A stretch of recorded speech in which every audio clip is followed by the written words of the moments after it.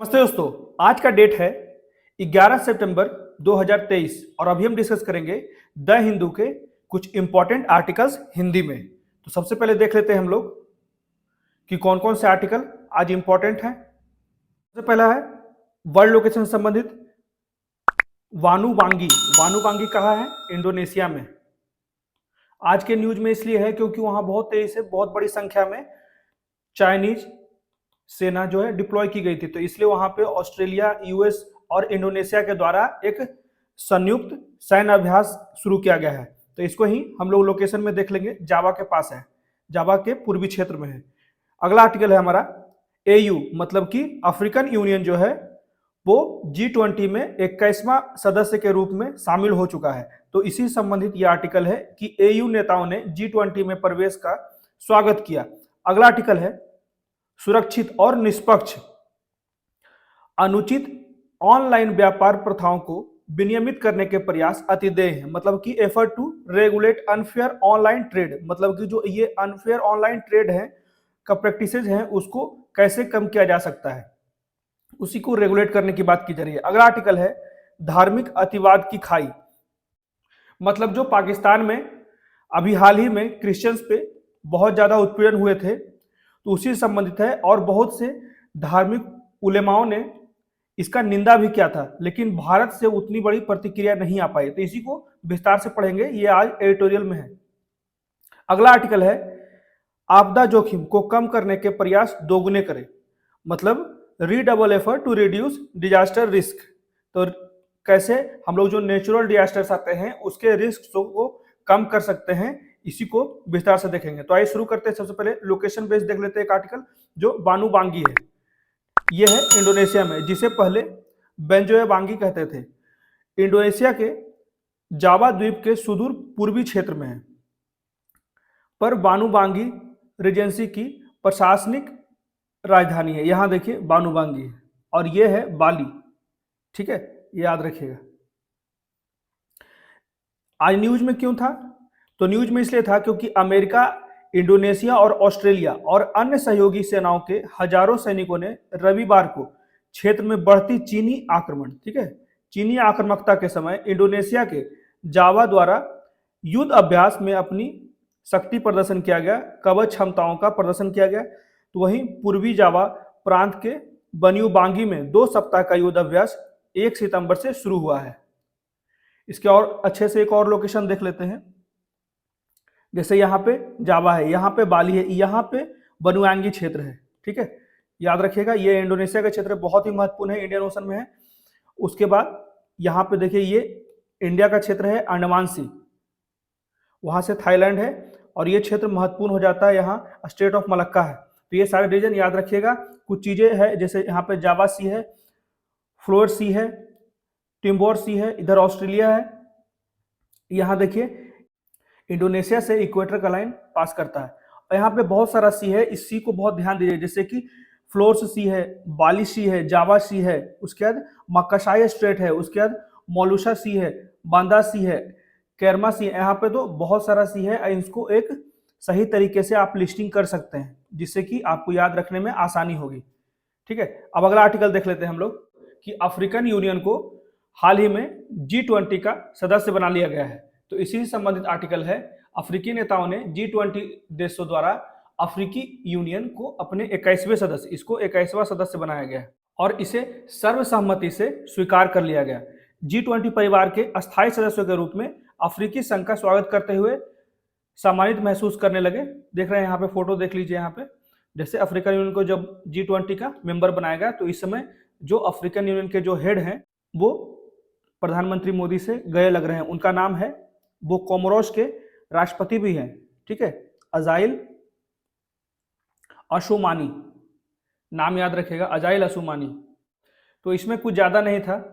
अगला आर्टिकल देख लेते हैं, secure and fair effort to regulate unfair online trade practices were overdue. तो इसी संबंधित आर्टिकल है कि अनुचित ऑनलाइन व्यापार प्रथाओं को विनियमित करने के प्रयास अतिदेय है, मतलब कि ओवरड्यू है, बहुत आवश्यक है। तो यहाँ पे कुछ बातें कही जाती है कि पहले जो हमारा ट्रेंड था उस समय ऑनलाइन ट्रेड का नहीं था, उस समय हम लोग पारंपरिक ट्रेड से जुड़े हुए थे। उसी से संबंधित यहाँ पे कहा गया है कि जैसे जैसे ऑनलाइन से संबंधित चीजें आने लगी है, उसमें जो समस्याएं उत्पन्न होने लगी है, खास के थ्रेटेन जो भी वहां पे वायरस आने लगे हैं या अन्य प्रकार की जो ऑनलाइन फिरौती मांगी जाती है और भी मालवेयर्स उपयोग में आने लगे हैं, जिससे कि लोगों के हितों को बहुत ज्यादा कंप्रोमाइज हो रहा है, उनको डर रहता है, उनकी गोपनीयता का सुरक्षा नहीं हो पाता। तो इसी संबंधित ये आर्टिकल यहाँ पे कहा जाता है कि डार्क पैटर्न के रूप में जाने जाने वाले घातक ई कॉमर्स व्यापार प्रथाओं को विनियमित करने के भारत के लंबे समय से प्रयास का ये स्वागत किया गया है कि कैसे हम लोग जो ई कॉमर्स के ट्रेड को विनियमित करेंगे। तो इस क्षेत्र में हितधारकों और उपभोक्ताओं की वकालत समूह के साथ सरकार का परामर्श डार्क पैटर्न को रोकने और विनियमित करने की मसौदा का दिशा निर्देश जारी किया गया है। यहाँ पे 5 अक्टूबर तक सार्वजनिक टिप्पणियां मांगी गई है सरकार के द्वारा कि अगर आपकी भी कोई भी टिप्पणियां हैं अगर ऑनलाइन ट्रेड के सुधार में, तो आप बेशक दे सकते हैं। यह आशा की इस मुद्दे पर बहुत जरूरी ध्यान आकर्षित। इसमें कहा जाता है ई कॉमर्स साइटों तक पहुंचने की आवश्यकता है। जब ब्रिटिश, तो यहाँ पे 2-3 देशों का एग्जाम्पल दिया गया है। जब ब्रिटिश सरकार ने उपयोगकर्ता अनुभव शोधकर्ता हैरी ब्रिगनुल ने 2010 में डार्क पैटर्न शब्द गढ़ा, सबसे पहले डार्क पैटर्न शब्द वो दिए, तो गूगल को एक सौम्य मतलब कि सर्च इंजन जो यूनिवर्सल सौम्य इंजन माना जाता है, और फेसबुक लंबे समय से जो खोए हुए संबंध या व्यक्तिगत जीवन में अभूतपूर्व पहुंच को सक्षम बनाता है। तब भी जब लोग विदेश में भी रहते हैं फिर भी वो फेसबुक के द्वारा कनेक्ट हो जाते हैं, कम्युनिकेट कर लेते हैं। तो इसी को लाभ कमाने के लिए जो डार्क पैटर्न है, इसी पे लाभ कमाने के लिए जो डार्क पैटर्न है वो उपयोग किया जाता है अनेक प्रकार के हैकर्स के द्वारा। लेकिन यहाँ पे कहा जाता है कि गोपनीयता, समय, ऊर्जा और धन खर्च के परिणाम के बारे में उपभोक्ता जागरूकता स्पष्ट होना चाहिए। तो यहाँ पे कहा जाता है कि जो डार्क पैटर्न है उससे सामना करने के लिए लोगों को जागरूक करने की आवश्यकता है, जिससे कि उनकी गोपनीयता, समय, ऊर्जा और धन के खर्च से बचाया जा सके। तो यहाँ पे कहा जाता है, डार्क पैटर्न के उदाहरण देते हुए राइटर कहते हैं कि जब से सर्वव्यापी हो गया है, मतलब सभी अच्छे से जान चुके हैं कि ये जो डार्क पैटर्न है उनमें, जैसे कि हम लोग एरोप्लेन से टिकट कटाते हैं, तो जैसे हम लोग बीमा भी चेक करते हैं, पॉलिसी भी चेक करते हैं, और भी अब तो हम लोग 80-90% काम जो है वो ऑनलाइन करते हैं। ई कॉमर्स साइटों पर जाने के लिए ईमेल या फोन नंबर देते हैं, जिनका उपयोग तब तक टेक्स्ट संदेश या ईमेल भेजने के लिए भी करते हैं। पहले हम लोग करते थे सिर्फ फोन नंबर या ईमेल का टेक्स्ट भेजने के लिए, लेकिन आज के समय में देखिए कि जितने भी साइट्स आ रहे हैं उसमें ईमेल का वेरिफिकेशन मांगता है, हर जगह पे बोलता है कि आप साइन अप कीजिए। तो यही कहा जा रहा है कि इसे अब ब्लॉक करना आसान नहीं है, ठीक है। जैसे कि यहाँ जन्मदिन की सुविधा जो उपयोगकर्ताओं को अपने लिए उपहार खरीदने के लिए प्रेरित करता है। तो जैसे कि हम लोग ई कॉमर्स से एक सिंपल जन्मदिन के लिए भी हम लोग सामने के मार्केट से नहीं लाते हैं और ऑनलाइन ट्रेड करना ज्यादा पसंद करते हैं। तो ऑनलाइन ई कॉमर्स के अधिक से सरप्लस प्रॉफिट जो होते हैं कमाने के तरीके के बारे में अधिक जागरूकता के साथ सरकार इस क्षेत्र और उसकी व्यापार प्रथाओं को विनियमित करने का प्रयास कर रही है। यहाँ पे ब्रिटिश का एग्जाम्पल देख लिए, अब यहाँ पे देख लेते हैं यूरोपियन यूनियन का। तो पिछले मार्च में यूरोपीय डेटा प्रोटेक्शन बोर्ड ने सोशल मीडिया प्लेटफॉर्म पर डार्क पैटर्न की पहचान करने और उससे बचने के लिए दिशा निर्देश जारी किया। और संयुक्त राज्य अमेरिका, यहाँ पे यूएसए की बात की जा रही है, कि संघीय व्यापार आयोग ने पिछले सितंबर में उपभोक्ताओं को धोखा देने और फंसाने के लिए डिजाइन किए गए परिष्कृत डार्क पैटर्न की चेतावनी दी अपने सिविलियंस को, ठीक है, अपने निवासियों को यूएसए ने। तो वहां भी जागरूकता अभियान चलाया जा रहा है। तो यहीं पे कहा जा रहा है कि भारत का क्या दिशा निर्देश है डार्क पैटर्न के लिए। तो भारत में दिशा निर्देश जो दिया गया है वो तात्कालिकता, टोकरी चोरी, मतलब कि यहाँ पे कहा जाता है prevent false urgency, basket sneaking, confirm shaming, forced action और सब्सक्रिप्शन ट्रैप, ये सारी चीजें जो हैं भारत सरकार द्वारा चिन्हित किया गया है, जिससे कि हमें जागरूक होने की आवश्यकता है। और इसके बाद देख लेते हैं कि भारतीय विज्ञापन मानक परिषद की 2021 के रिपोर्ट के अनुसार कहा जाता है कि 50% से अधिक ई कॉमर्स साइटें अपने उत्पादों को बेचने के लिए डार्क पैटर्न का उपयोग करती है। तो डार्क पैटर्न अच्छे से समझ लीजिए। तो एक सिंपल भाषा में मैं आपको समझा देता हूं कि डार्क पैटर्न क्या होता है। तो हाल ही में डार्क पैटर्न या भ्रामक पैटर्न के मामले में जो वृद्धि हुई है, जहां इंटरनेट आधारित कंपनियां उपयोगकर्ताओं को कुछ शर्तों से सहमत होने या कुछ लिंक पर क्लिक करने के लिए उन्हें बरगला देते हैं, ठीक है, उन्हें झांसे में ले आते हैं। इस तरह की स्वीकृति और क्लिक जो है वो उपयोगकर्ता के इनबॉक्स में प्रचार, अनेक प्रकार के प्रचार ईमेल में भी आते हैं। देख सकते हैं आप कि डेली 50-100 एडवर्टीजमेंट आते हैं जो वे कभी कभी चाहते थे, जिससे कि सदस्यता समाप्त करना या हटाने का अनुरोध करना कठिन है। तो यहाँ पे यही कहा जाता है कि जो डार्क पैटर्न है वो अनैतिक इंटरफेस है और उपयोगकर्ता का अनुभव इंटरफेस है जो वो उसे फंसाते हैं। कभी कभी आजकल तो बहुत ज्यादा फ्रॉड भी होने लगा है। जो एक सिंपल सा लिंक एसएमएस या ईमेल में आता है, अगर उस पर आप क्लिक कर देते हैं तो वो आपका डिवाइस का कंट्रोल ले लेते हैं, तो उसे अनेक प्रकार की धोखाधड़ी ऑलरेडी हो रही है। तो यही चीजें को कहा जाता है डार्क पैटर्न, ठीक है, जो ऑनलाइन ट्रेडिंग कंपनियां ज्यादा से ज्यादा उपयोग करती है अपने जो गुड्स हैं और सर्विसेज हैं उसका प्रमोशन के लिए। तो उन्हें कुछ ऐसा करने के लिए, प्रतीत करने के लिए डिजाइन किया गया है जो वे नहीं करना चाहते। तो करना तो नहीं चाहते थे, वे तो सिर्फ अपना प्रोडक्ट के प्रमोशन के लिए ये बनाए थे डार्क पैटर्न, परंतु जो हैकर्स हैं उसका उपयोग अब कर रहे हैं हैकिंग के लिए, किसी की गोपनीयता का हनन करने के लिए, फिरौती के लिए। तो बहुत सी चीजें अब यहाँ पे क्राइम यहाँ पे इन्वॉल्व हो गई है डार्क पैटर्न के साथ। यही बातें समझाना चाह रहे थे डार्क पैटर्न में। तो यहाँ पे अब आगे बढ़ते हैं। अब कहा जाता है राइटर के द्वारा, अब जो वास्तव में जो चौथी औद्योगिक क्रांति का युग आ चुका है।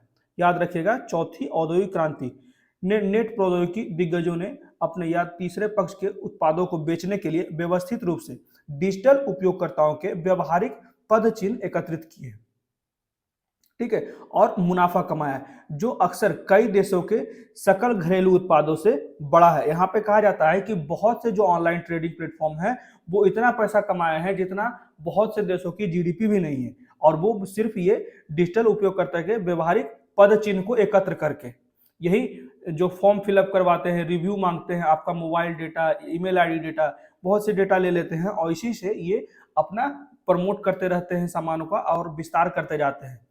तो कहा जाता है यहाँ पे कि इस क्षेत्र को विनियमित करने के भारत के अब तक के प्रयास कर रिसाव को रोकने, जो लीकेजेज है उसको रोकने, और यहाँ पे इंग्लिश में कहा जाता है कि प्रिवेंटिंग टैक्स लीकेजेज और and protecting the interest of BRICS and motor merchant, मतलब कि ये व्यापारियों के हितों की रक्षा तक ही सीमित था। यहाँ पे शुरुआत में तो व्यापारियों के हितों की रक्षा तक ही सीमित था, परंतु अभी वर्तमान में लोगों की गोपनीयता पे सवाल उठ रहा है यहाँ पे।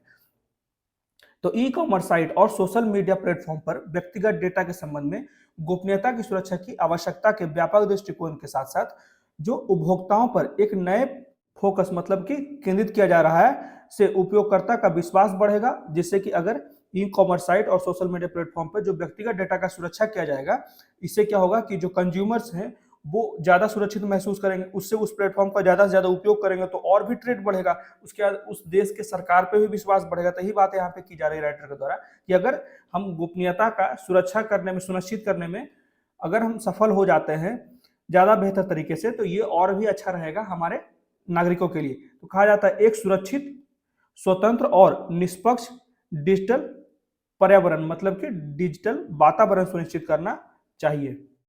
अब देख लेते हैं अगला आर्टिकल। इसमें कहा जाता है कि धार्मिक अतिवादी की खाई, मतलब कि जो धार्मिक अतिवाद, एक्सट्रीमिस्ट की समस्याएं और बढ़ती जा रही है। जो दूसरे धर्म से जो जुड़ाव था पहले, अब वो खाई के रूप में और बढ़ता जा रहा है। तो इसी पे राइटर कहते हैं, कुछ एग्जांपल्स देते हैं। यहाँ मुख्यतः बात यह है कि जो पाकिस्तान में जो क्रिश्चियंस पे उत्पीड़न हुए थे बहुत बड़ी संख्या में, एक आरोप लगा दिया गया था कि जो कुछ क्रिश्चियन जो हैं कुरान को अपमानित किए हैं, उनके पन्ने को फेंक के, इसलिए वहां पे बहुत से क्रिश्चियंस का घर तोड़ दिया गया था, बहुत से क्रिश्चियंस का घर जला दिया गया था और बड़ी संख्या में गिरफ्तारी की गई थी। तो इन्हीं सारी समस्याओं के समाधान के लिए कहा जाता है कि ये जो धार्मिक अतिवाद से अनेक प्रकार के मुठभेड़ हो रहे हैं, संघर्ष हो रहे हैं, इसका कहीं ना कहीं ये जो मुस्लिम्स हैं, उनके जो मस्जिद है उसमें जो उलेमा हैं उनका बहुत बड़ा रोल है। इसमें कहा जा रहा है राइटर के द्वारा कि उलेमाओं द्वारा ये प्रेरित जितने भी धार्मिक अतिवादी प्रोग्राम होते हैं वो उन्हीं के द्वारा प्लान्ड होते हैं। तो बहुत से जो धार्मिक उलेमा है या बहुत से जो मुस्लिम धर्म के लोग हैं वो इस चीज का विरोध भी किए, निंदा भी किए हैं। तो इसी के बारे में बताया जा रहा है कि वहाँ के बहुत से उलेमा इस चीज का निंदा किए हैं कि ऐसा नहीं करना चाहिए, और लेकिन भारत से ऐसा कोई प्रतिक्रिया अभी ज्यादा नहीं आया है। तो इसी का पूरा आर्टिकल है, इसको हम लोग विस्तार से देख लेते हैं। इसमें कहा जाता है कि पाकिस्तान के फैसलाबाद में चर्च को जलाने के भयानक दृश्य जो पिछले महीने वायरल हुए थे। ठीक है, पिछले महीने वायरल हुए थे, हम लोग इसका एक आर्टिकल भी डिस्कस किए थे इसमें। तो इसमें कहा कि देश के धार्मिक अतिवाद की खाई में वृद्धि हो गई और 21 चर्च को प्रभावित किया गया, उसे तोड़ा गया, उसके नियमों का उल्लंघन किया गया, उसके दर्जनों ईसाई के घरों को तोड़ दिया गया और सैकड़ों बाइबल को अपवित्रता पूर्वक जला दिया गया। तो ये सारी समस्याएं पाकिस्तान में भी हुआ था ईसाइयों के विरुद्ध। तो यह भयानक बर्बरता कथित तौर पर चरमपंथी समूह जैसे कि तहरीक ए लब्बैक पाकिस्तानी, इसको बोला जाता है टीएलपी, द्वारा इस अफवाह के आधार पर की गई। तो कहा जाता है कि यह टीएलपी के द्वारा प्रेरित था।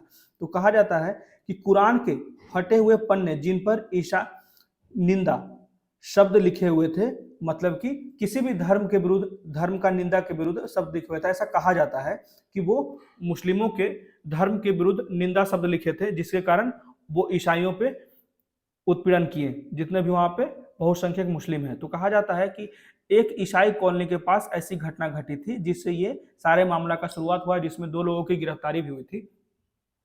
तो इस पे कहा जाता है basis of the rumour that torn pages of the Quran with blasphemous word ascribed on them were found near a Christian colony। तो यहाँ पे क्लियर ही रूमर कहा जाता है, on the basis of rumour. तो चौंकाने वाली बात यह है कि यह दुष्प्रचार जो है वो मस्जिद के स्पीकर्स, मॉस्क स्पीकर्स के माध्यम से फैलाया गया। तो यहाँ पे कहा जाता है कि कई पाकिस्तानी मौलवियों द्वारा हिंसा में निंदा का भी बात किया गया है। यहाँ पे कहा गया है कि कई पाकिस्तानी मौलवियों द्वारा इस हिंसा का भी निंदा करने का नैतिक साहस किया गया है। पाकिस्तान उलेमा काउंसिल के जो अध्यक्ष हैं ताहिर मोहम्मद अशरफी ने एक टेलीविजन प्रेस कॉन्फ्रेंस में ईसाई समुदाय से हाथ जोड़कर माफी मांगा। तो ये कुछ पॉइंट जो है ना, जैसे कि धार्मिक संबंधित अगर कोई क्वेश्चन आ जाते हैं तो इसको बैलेंस करने के लिए ये सारे एग्जाम्पल दिए जा सकते हैं, इसलिए आप इसे कहीं स्टोर करके रख सकते हैं, कहीं लिख सकते हैं, जिससे कि जो भी रिलीजियस संबंधित क्वेश्चन होते हैं उसको एक बैलेंस्ड आंसर बनाने के लिए, चाहे मुस्लिम हिंदू का क्वेश्चन हो या मुस्लिम ईसाई का क्वेश्चन हो, तो इसको यहाँ पे आप एग्जाम्पल के रूप में उपयोग कर सकते हैं। उन्होंने कहा कि हम शर्मिंदा हैं, हम माफी चाहते हैं, ऐसी बातें इन्होंने कहा। जो पाकिस्तान उलेमा काउंसिल के अध्यक्ष हैं, कहा कि एक अन्य मौलवी और भी एक अन्य मौलवी जो थे उन्होंने भी इस चीज का निंदा किया, जो हिंसा हुआ था क्रिश्चियन पे। तो एक अन्य मौलवी जो है मुफ्ती तकी उस्मानी ने चर्च को जलाने को अत्यधिक निंदनीय कहा। इसको उर्दू में कहा इंतहाए काबिल मुजम्मत, अत्यधिक निंदनीय। तो अगला जो है, ये 2 लोग तो हो गए, 2 उलेमा तो यहाँ पे इसका निंदा कर दिया। ये बहुत बड़ी बात है कि एक मुस्लिम बहुल देश में और किसी मुस्लिम मौलवी ने मुस्लिमों के कार्यों की निंदा की है। तो ये बहुत बड़ा स्टैंड है किसी मुस्लिम के द्वारा, खास के नैतिकता को बचाए रखने के लिए। यहाँ पे पाकिस्तान के मुख्य न्यायाधीश भी कहें कि न्यायमूर्ति जो काजी फैज ईसा ने कहा कि फैसलाबाद जिले में हिंसा प्रभावित ये जो क्षेत्र था, जरान वाला तहसील के ईसाइयों को व्यक्तिगत रूप से भोजन के पैकेट बंटवाने और देश की पक्षपाती न्यायपालिका को एक कड़ा संदेश दिया। तो यहाँ पे कहा जाता है जो लोग प्रभावित थे, खास के जरान वाला जो तहसील था वहाँ के ईसाइयों को प्रभावित हुआ था, ये जो अभी फैसलाबाद में समस्या आया था।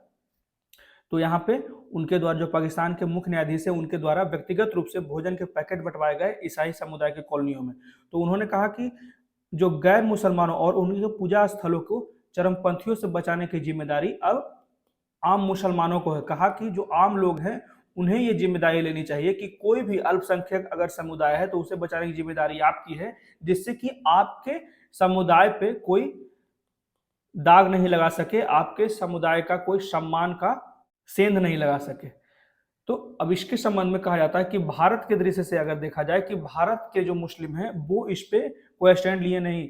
तो इसके विपरीत में कहा जाता है कि केवल मुट्ठी भर भारतीय मुस्लिम जो मौलवी हैं ही चर्च जलने की निंदा करने के लिए आगे आए, जैसे Abul Kalam Azad Islamic awakening centre के मोहम्मद रहमानी, बारिश मजहरी, अब्दुल खालिक नदवी और कैराना स्थित ये सारे लोग जो हैं वो जो चर्च जलाने की घटना हुई थी पाकिस्तान में, इसकी निंदा किए थे। बस इतने ही लोग हैं।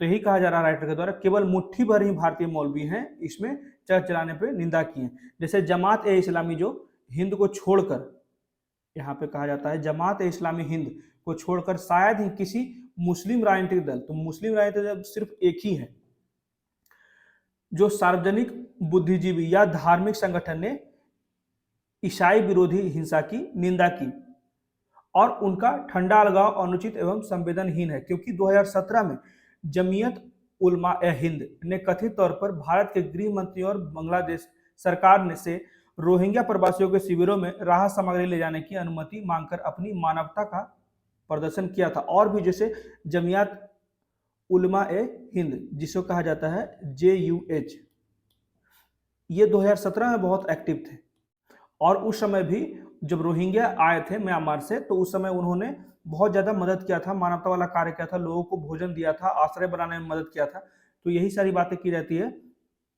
तो कॉल्स बाजार और यहाँ तक कि रोहिंग्या मुसलमानों के लिए एक कॉलोनी का भी निर्माण कराया था। इसलिए यह अनुचित और गैर इस्लामी होगा यदि JUH और all India Muslim personal law board जैसे प्रमुख मुस्लिम संगठन पाकिस्तान में ईसाई विरोधी हिंसा पर चुप रहते हैं। तो यही कहा जा रहा है कि उस समय तो ये इतना अच्छा काम किए थे किसी उत्पीड़ित समाज के लिए, किसी रोहिंग्या प्रवासी के लिए, परंतु अभी जो गैर मुस्लिम समुदाय पे इतना बड़ा उत्पीड़न हुआ है, लेकिन इनका कोई भी स्टैंड सामने नहीं आया है JUH के द्वारा और all India Muslim personal law board के द्वारा। तो ये जरूरी है कि उनका एक स्टैंड सार्वजनिक रूप से आए।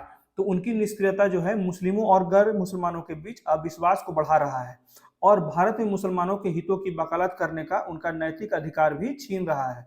अब देख लेते हैं कि मुस्लिम धर्मशास्त्र पर पुनर्विचार करने की आवश्यकता है। इसलिए कहा जाता है कि पाकिस्तान में ईसाइयों पर हमले की निंदा करने वाले कुछ साहसी मुस्लिम मौलवियों को यह महसूस करना चाहिए कि मुस्लिम दुनिया के एक ऐसे चरण में पहुंच गए जहां केवल चरमपंथी एक्सट्रीम की निंदा करना पर्याप्त नहीं है।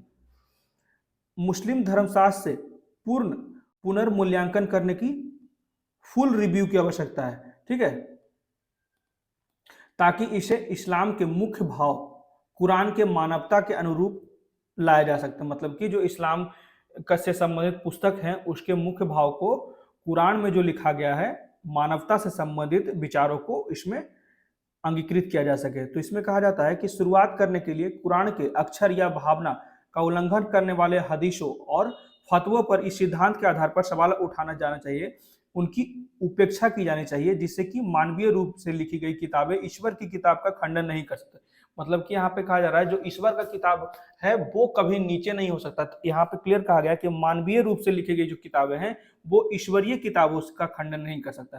तो दुनिया को यह बताने का इससे बेहतर तरीका और कोई नहीं है कि पाकिस्तानी भीड़ नहीं, यहाँ पे पाकिस्तानी समूह बोल सकते हैं, क्राउड द्वारा प्रदर्शित किया जाने वाला चरमपंथी कुरान या पैगंबर की प्रमाणिक शिक्षाओं में निहित नहीं है। तो ये जो चरमपंथी एक्सट्रीमिस्ट एक्टिविटी की जा रही है मुस्लिमों के द्वारा, तो ये कहीं भी जो उनके होली बुक्स हैं, कुरान है, ऐसे बुक्स में इसका कहीं भी जिक्र नहीं है। तो इसे जो मानव द्वारा लिखा गया है धार्मिक किताब, उसे बदलने की आवश्यकता है, उसके मूल भाव को बदलने की आवश्यकता है, जैसे कि मानवतावाद के कुछ सिद्धांतों को इसमें लाया जा सकते, जिससे समाज को संतुलित किया जा सके। अगला आर्टिकल देख लेते हैं हम लोग। इसमें कहा जाता है कि आपदा जोखिम को कम करने के प्रयास को हमें दोगुना करना चाहिए, redouble efforts to reduce disaster risk. तो इसमें कहा जाता है कि जैसा कि नेताओं ने कल नई दिल्ली में G20 शिखर सम्मेलन में रेखांकित किया, और कल तो G20 शिखर सम्मेलन में भी ये बात की गई कि डिजास्टर मैनेजमेंट को कैसे और बढ़ाया जाए, जिससे कि नेचुरल डिजास्टर रिस्क है उसको कम किया जा सके। अभी भारत में बहुत ज्यादा इंफ्रास्ट्रक्चर डेवलप हो गया है। अभी हाल में 1-2 चक्रवात आए थे, लेकिन उसमें 0 कैजुअलिटी आई थी। तो ये भारत की दूरदर्शिता को और भारत के जो इंफ्रास्ट्रक्चर है वो नेचुरल डिजास्टर को वो इन्हांस हो रहा है और बेहतर स्ट्रेंथन हो रहा है, मजबूत हो रहा है। तो इसी की बातें यहाँ पे कल G20 के समिट में भी की गई जो 9 और 10 को था। तो यही बातें कही जा रही है। और अगले हफ्ता जो है वो न्यूयॉर्क में जो संयुक्त राष्ट्र महासभा SDG का शिखर सम्मेलन होने वाला है। शिखर सम्मेलन से पहले अभी जो G20 का जो मीटिंग हुआ है ये दुनिया का एक बहुत ही मुख्य पटल है, जिससे कि हम ऐसे आपदा जोखिम से संबंधित मुद्दों को बेहतर तरीके से चर्चा कर सकते हैं। तो यहाँ पे कहा जाता है जोखिम कम होने की तुलना में तेजी से पैदा हो रही है, कि जितना हम आपदा के से संबंधित जोखिमों को कम नहीं कर रहे हैं उससे ज्यादा आपदा आ रहे हैं। तो युद्ध, कर्ज, खाद्य सुरक्षा, बहु संकट के साथ मिलकर कोविड-19 महामारी के झटके हमारी सामूहिक क्षमता की परीक्षा ले रहे हैं। अनेक प्रकार की समस्याओं को यहाँ पे उजागर किया जा रहा है राइटर के द्वारा। और यह सब जो है वो जलवायु संकट की पृष्ठभूमि के कारण और चरम मौसमी घटनाओं के कारण हो रहा है, जो अधिक संख्या में और अधिक तीव्रता से घटित हो रहा है। कहा जा रहा है राइटर के द्वारा जो ये समस्याएं उत्पन्न हो रही है, कहीं सुखाड़ कहीं बाढ़, ये देखिए एग्जाम्पल में सुखाड़ आ जा रहा है, कहीं बाढ़ आ जा रहा है, कहीं लैंडस्लाइड हो रहा है, कहीं जंगल में आग लग जा रहा है। तो ये सारी समस्याओं का जो मुख्य जड़ है वो असंतुलित जलवायु हो चुका है, जिसका हमें मार झेलना पड़ता है। या तो अधिक बाढ़ आ जाता है या तो अधिक सुखाड़ आ रहा है, और ये निरंतर समय के साथ बढ़ता जा रहा है। इसमें कहा जाता है कि आपदाओं में वृद्धि एक प्रवृत्ति है, मतलब कि ये निरंतर क्रिया है। कभी भी जो हमारा डिजास्टर है वो बढ़ता है, कभी घटता है, कोई प्रचलन नहीं। The rise in disasters is a trend not an aberration, मतलब कि ये सामान्य से जो भटक गया है, जितना सामान्य रूप से आपदा आता था उससे बहुत ज्यादा आने लगा है, इसी को कहा जाता है विचलन।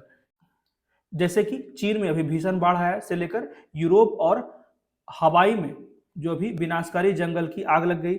अब तक के सबसे गर्म महीने जो जुलाई और अगस्त की अभी हम लोग बात किए थे, अगस्त में 74% कम बारिश हुआ था, तो उस पर भी डिस्कस किए थे। तो यही कहा जा रहा है कि ये जो घटनाएं अभी वैश्विक स्तर पर देखी जा रही है, जैसे चीन में भीषण बाढ़ आ गया, या यूरोप हो गया, हवाई जो अमेरिका का पार्ट है, आइलैंड कंट्री है, वहां पे भी जंगल में आग लगा जिससे बहुत ज्यादा त्रासदी हुआ।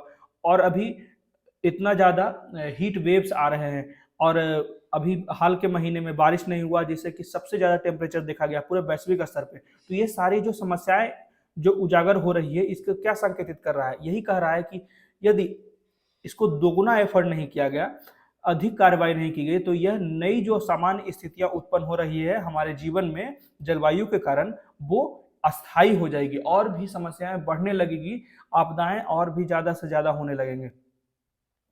तो इसका विपरीत रूप से कहा जाता है कि यह सबसे कमजोर देश।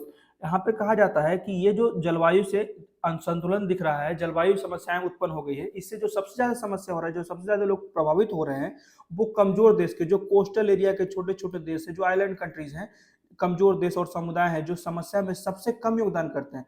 क्योंकि जो डेवलप्ड कंट्री है वो सबसे ज्यादा योगदान किया है। जो आज की स्थिति है, जो हमारा टेम्परेचर, ग्लोबल टेम्परेचर बढ़ गया है अर्थ का, तो ये सबसे ज्यादा डेवलप्ड कंट्री ने डेवलपमेंट किया है।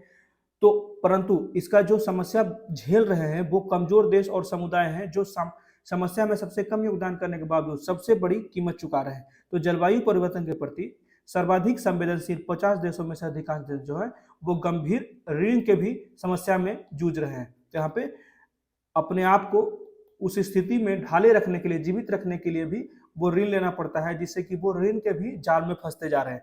तो भारत से संबंध में कहा जाता है कि भारत जो पहले से ही दुनिया के सबसे अधिक आपदा संबंधित देशों में से एक है, जहां सबसे ज्यादा आपदा आती है। क्योंकि एक तरफ हमारा अरब सागर है, एक तरफ हमारा बंगाल की खाड़ी है, और नीचे हिंद महासागर है, ऊपर हिमालय है। तो हर तरफ से कुछ ना कुछ, कभी भूकंप आता है, कभी बाढ़ आता है, कभी सुखाड़ आता है। तो चीजें, यही कहा जाता है कि अधिक आपदा संबंधित देशों में से एक है। इस नई वास्तविकता का तीव्रता से अनुभव कर रहे हैं। 2022 में देश लगभग हर दिन आपदाओं या चरम मौसम से जूझ रहा था, जबकि इस वर्ष के गंभीर मानसून के कारण बड़े पैमाने पर आजीविका और जीवन की हानि हुई है। मतलब इस बार जो मानसूनी वर्षा वो उम्मीद से कम हुई, या कहीं कहीं उम्मीद से ज्यादा हो गई। तो कहा जा रहा है यही, जो अनबैलेंस मानसून रहा इस बार भारत में, इससे आजीविका और जीवन की भी बहुत ज्यादा हानि हुई। यहाँ पे कहा जाता है फिर भी एक अच्छी खबर यह है कि सबसे पहले हमारे पास अनुकूलन और शमन दोनों के समान मौजूद, मतलब कि यहाँ पे कहा जाता है कि अनुकूलन एडप्टेशन और शमन मतलब कि मिटिगेशन। तो इसको कह सकते हैं, अनुकूलन जो होता है, संक्षेप में मैं बता देता हूं कि अनुकूलन को जलवायु परिवर्तन के, उसके अनुकूल हो जाना। तो जलवायु परिवर्तन के वर्तमान और भविष्य के प्रभावों के साथ तालमेल बैठा लेना, ठीक है, की प्रक्रिया के रूप में समझा जाता है अनुकूलन। और शमन का जो अर्थ होता है वो वायुमंडल में जो ग्रीन हाउस गैस से संबंधित हमारी समस्याएं उत्पन्न होती जा रही है, जो कार्बन डाइऑक्साइड हो गया, मीथेन हो गया, ओजोन हो गया, ये सारे प्रभावित कर रहे हैं, CFC हो गया, HFC हो गया। तो ये सारे गैस जो प्रभावित कर रहे हैं यहाँ पे, तो कहा जाता है कि ग्रीन हाउस गैस के उत्सर्जन को रोककर या कम करके जलवायु परिवर्तन के प्रभाव को गंभीर रूप से कम करना, इसी को कहा जाता है मिटिगेशन। कि हम जो पिछला हमारा स्थिति था उसको लाने का प्रयास कर रहे हैं, जिससे कि हमारा जो अर्थ का टेम्परेचर है वो 1.5 डिग्री से ज़्यादा न बढ़े। तो इसी के आगे बात करते हैं कि ग्लोबल वार्मिंग को 1.5 डिग्री सेल्सियस तक सीमित करने के लिए जो पेरिस में अभी कॉन्फ्रेंस ऑफ पार्टीज हो रहा है, खासकर इसी के लिए हो रहा है कि जो हमारा ग्लोबल वार्मिंग है वो 1.5 डिग्री से ज़्यादा न बढ़े। इसके लिए कई प्रतिबद्धताओं और आपदा जोखिम को कम करने के लिए वैश्विक ढांचाएं सुनिश्चित किए गए हैं, जिससे कि आपदा जोखिम जो हो वो न्यूनतम हो जाए। इसके लिए एक सेंडाई फ्रेमवर्क लाया गया है। सेंडाई याद रखिएगा, ठीक है। सेंडाई फ्रेमवर्क एसडीजी शांति और समृद्धि के लिए हमारा सबसे अच्छा खाका बनाने के लिए बनाया गया है, जिससे कि हम सस्टेनेबल डेवलपमेंट गोल को भी सुनिश्चित कर सकें। तो सेंदाई फ्रेमवर्क के कार्यान्वयन के 8 साल हो गए, फिर भी कोई प्रगति अभी जमीनी स्तर पे नहीं दिखा गया। मतलब कि यहाँ पे कहा जाता है कि ये जो सेंदाई फ्रेमवर्क बनाया गया, जो खासकर हमें अभी वर्तमान समय के ग्लोबल वार्मिंग कंट्रोल करने के लिए बनाया गया, उसके बाद तो 8 साल भी बीत गए, फिर भी अभी कोई परिणाम देखने को नहीं मिला है। हालांकि इस साल मई में संयुक्त राष्ट्र के सदस्य देशों ने नए सिरे से तत्कालीनता के लचीलापन निर्माण में तेजी से लाने की प्रतिबद्धता की। इस साल फिर से कहा गया है कि संयुक्त राष्ट्र के सदस्यों द्वारा कि इस पे ज्यादा सीरियसली काम करने की आवश्यकता है। एग्जाम्पल दिया जाता है राइटर के द्वारा कोविड-19 का, जिसमें कई सबक सीखने की आवश्यकता है, जिसमें हम सिस्टम व्यापी आपदा जोखिम में कमी, लचीलापन और अनुकूलन का महत्व भी शामिल करते हैं। जैसे कि हम लोग जो लॉकडाउन लगाएं वो एक परिस्थितियों को समझने के साथ हम उस समय के साथ तालमेल बैठा रहे थे लॉकडाउन लगा के। उसके बाद संकट ने, जैसे कि हमें शुरुआत में कोरोना पे कोई कंट्रोल नहीं था, तो जब हम उस पर कोई कंट्रोल नहीं कर सकते तो उसके इन्वायरमेंट में कैसे हम भी जी सकते हैं, उसी को बोलते हैं अडेप्टेशन। और मिटिगेशन मतलब हम जब कोरोना को खत्म कर लिए और हम अपने पिछले समय में वापस आ गए, ठीक है, ये अच्छा एग्जाम्पल था। तो संकट ने न केवल जोखिम के प्रति हमारी संवेदनशीलता को उजागर किया, बल्कि साथ मिलकर काम करने के लिए नए तरीकों को भी जन्म किया, जैसे कि जिसमें कंप्यूटर मॉडलिंग हो गया। भारत में जैसे कोविन ऐप बनाया गया, कोविन वेबसाइट बनाया गया, जिससे कि सभी लोग अपना डेटा वहां पे स्टोर किए, जिससे कि सरकार को भी चिन्हित करने में आसानी हुआ कौन किसको कोविड है किसको नहीं है, और लोग भी इसके लिए जागरूक हो गए। तो वैक्सीन प्रणाली हो गया, जैसे डिजिटल नवाचार भी शामिल है, जो कोरोना के समय से ज्यादा विस्तार हुआ खास के भारत में। तो आपदा जोखिम का जो न्यूनीकरण हुआ है भारत के नेतृत्व में, उसके भी कुछ एग्जाम्पल दिया जाता है। जैसे आशावाद का एक नया कारण आपदा जोखिम न्यूनीकरण पर भारत के नेतृत्व। हाल के वर्षों में सभी 28 जिलों ने अपनी आपदा प्रबंधन योजनाएं तैयार की। तदनुसार हाल के वर्षों में जो चरम मौसम की घटनाओं से मृत्यु दर हुआ है, इससे गिरावट आ गई है।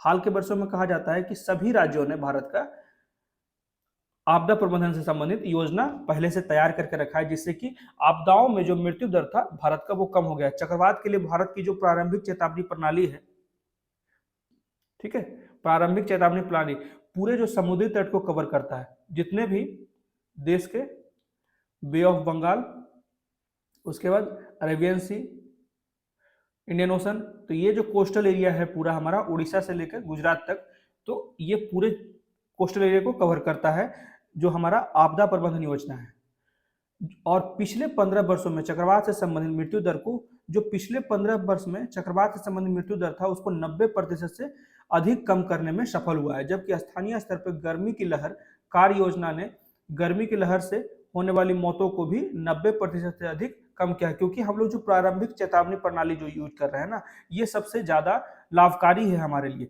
हाल ही में जैसे गुजरात में जो चक्रवात आया बिपरजॉय, ये एग्जाम्पल्स याद रखा कीजिए। गुजरात में जो चक्रवात बिपरजॉय आया, में मरने वाले की जो संख्या थी वो 0 थी, जो दर्शाता है कि प्रभावी तैयारी, प्रतिक्रिया और प्रारंभिक चेतावनी और कार्रवाई प्रणाली के माध्यम से क्या हासिल किया जा सकता है अगर हम सही तरीके से प्लानिंग करके रखें आपदा प्रबंधन के लिए। तो वास्तव में आपदा के बीच खुशी की किरणें थी, क्योंकि बताया जाता है कि सैकड़ों बच्चे भी जो थे उस समय, जो गर्भवती महिलाएं थी, सरकार द्वारा उसे एक अस्पताल में भेजा गया, जिससे कि सैकड़ों बच्चे एक साथ पैदा हुए। तो ये एक खुशी की बात भी थी, जो सुरक्षित रहे जो माँ थी, और बच्चे भी सुरक्षित रहे, जिन्हें चक्रवात से पहले सरकार द्वारा सुरक्षित प्रसव के लिए अस्पताल और आश्रय में पहुंचाया गया था। तो कहा जाता है भारत में 15वें वित्त आयोग ने आपदा जोखिम वित्त पोषण में महत्वपूर्ण भूमिका निभाई। 5 वर्षों की अवधि के लिए राष्ट्रीय और राज्य स्तर पर लगभग $28.6 बिलियन इन्वेस्ट किया, जिससे कि हम अपना आपदा प्रबंधन को और बेहतर सुदृढ़ कर सकें। तो कहा जाता है जो कुल आवंटन के साथ भारत सरकार ने आपदा की तैयारी, प्रतिक्रिया, पुनर्प्राप्ति और क्षमता विकास के लिए पर्याप्त साधन प्रदान किया गया है। सरकार बहुत ज्यादा काम किया है डिजास्टर मैनेजमेंट के लिए, जिससे कि हमारा जो मृत्यु दर है और कम हो गया है। अब अंतर्राष्ट्रीय मंच पे क्या बातें की गई है, तो भारत आपदा लचीलेपन और अस्थिरता को बढ़ावा दे रहा है, जिसमें आपदा प्रतिरोधी इंफ्रास्ट्रक्चर को डेवलप करने के लिए एकजुटता गठबंधन की बात की जा रही है। बुनियादी ढांचे में लचीलापन बनाने के लिए एक वैश्विक साझेदारी भी शामिल करने की बात भारत कर रहा है। भारत का राष्ट्रीय आपदा प्रतिक्रिया बल घरेलू आपदाओं पर प्रतिक्रिया करता है और दुनिया भर जो भारत का जो अभी इंफ्रास्ट्रक्चर है और हाल में जो चक्रवात आए हैं और किस तरह से भारत ने मैनेज किया है और जीरो कैजुअलिटी रही है, तो ये सारे एग्जाम्पल्स जो है वैश्विक देशों को भी, अनेक जो वैश्विक स्तर पर बड़े देश हैं उसको भी प्रभावित कर रहा है और वे भी चाह रहे हैं कि जो भारत का जो आपदा प्रबंधन करने का जो प्रणाली है, सिस्टम है, उससे वो भी कुछ सीखें। ठीक है, दुनिया भर के आपदा क्षेत्रों में भी नियमित रूप से इसे जारी किया जा सके। तो महत्वपूर्ण बात यह है कि भारत की मौजूदा G20 अध्यक्षता ने आपदा जोखिम न्यूनीकरण पर पहली बार कार्यधारा स्थापित किया। तो यहाँ पे जो भारत अभी हाल में 9 और 10 को इस साल जो अभी अध्यक्षता किया है G20 का, तो इसमें भी ये बात कहा जा रहा है कि आपदा जोखिम न्यूनीकरण पर भारत और ज्यादा केंद्रित है और लोगों को भी बोल रहा है, जितने भी और कंट्री जो शामिल हैं, 20 देश थे, अभी 21 देश हो गए हैं, तो ये सारे मेंबर्स को प्रेरित कर रहा है कि वे भी पहले से जो आपदा प्रबंधन का से संबंधित नीतियों को तैयार रखें, योजनाएं को तैयार रखें। इसी को आगे बढ़ाने की बात की जा रही है। तो आपदा जोखिम न्यूनीकरण कार्य समूह SDG के साथ जुड़ा हुआ है और हमारी कई साझा प्राथमिकताओं को भी दर्शाता है। तो ये थे कुछ अच्छे आर्टिकल्स द हिंदू में। कैसा लगा प्लीज मुझे कमेंट करके बताएं। मेरे वीडियो को ज्यादा लाइक करें, शेयर करें और मेरे चैनल को सब्सक्राइब करें। Thank you.